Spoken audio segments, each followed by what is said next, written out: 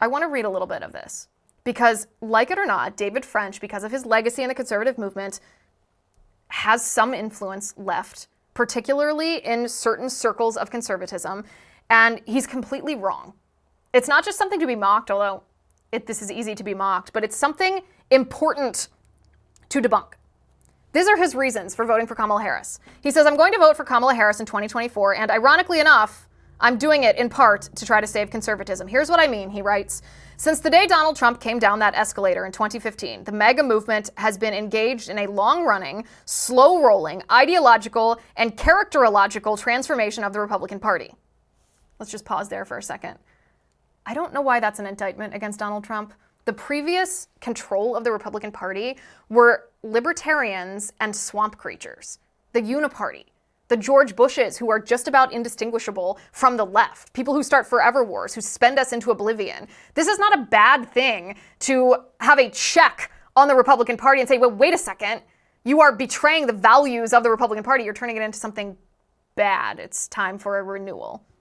Well, apparently to David French, it is not time for a renewal. He says at each step, it has pushed Republicans further and further away from Reaganite conservatism. Pause there again. This is perhaps one of my most unpopular opinions. I think Reagan was a great president, obviously. I think what Reagan did to end the Cold War, to defeat communism, the spread of communism, is unparalleled in world history. But there were also some domestic policies of Ronald Reagan that are still wreaking absolutely dreadful havoc in our country today. For example, Reagan was the one who shielded vaccine manufacturers from liability. The vaccine manufacturers came to Ronald Reagan and they blackmailed him. They said, if you don't stop people from suing us because our vaccines are hurting them and the people are suing us after they've been harmed, we're not going to make these vaccines anymore. And so what did Ronald Reagan do? He passed a law that took liability away from vaccine manufacturers, and now the U.S. government pays out people who have been harmed from vaccines. But what's the implication of this? The implication of this is that vaccine manufacturers have absolutely zero incentive to have their products be safe. Zero incentive, because they're never held accountable. They're never responsible in any way for the damage inflicted by their own product. Ronald Reagan fell for that. And that has implications today, serious implications. He also ushered in no-fault divorce.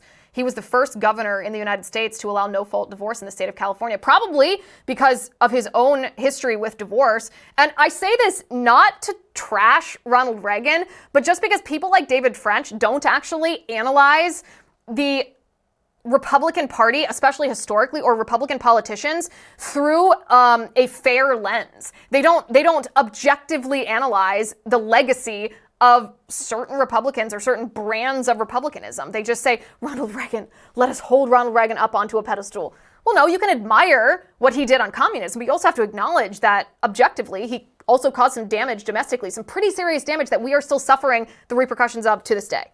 But he wants to take us back to that, David French does.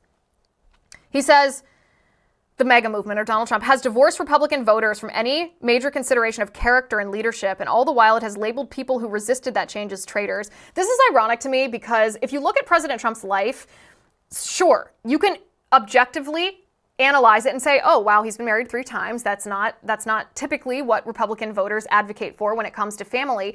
And you can acknowledge that divorce destabilizes families. You know, broken families are the root of a lot of problems in our society. At the same time, that isn't the current Donald Trump. That's Donald Trump's past. The current Donald Trump actually has a tremendous amount of stability. He's been married to Melania for I don't know how many years, decades. His children and his children's children, his grandchildren, adore him, respect him. He's present in all of their lives. And in fact, his life right now is an example of family stability. And it's funny that people like David French, who act like Donald Trump's divorces should be somehow kind of a disqualifier for office, ignore the fact that Ronald Reagan was also divorced. And not only was he divorced, he used his own personal experience in divorcing his first wife, or in his first wife divorcing him, to motivate a policy that's been incredibly destructive for the United States of America.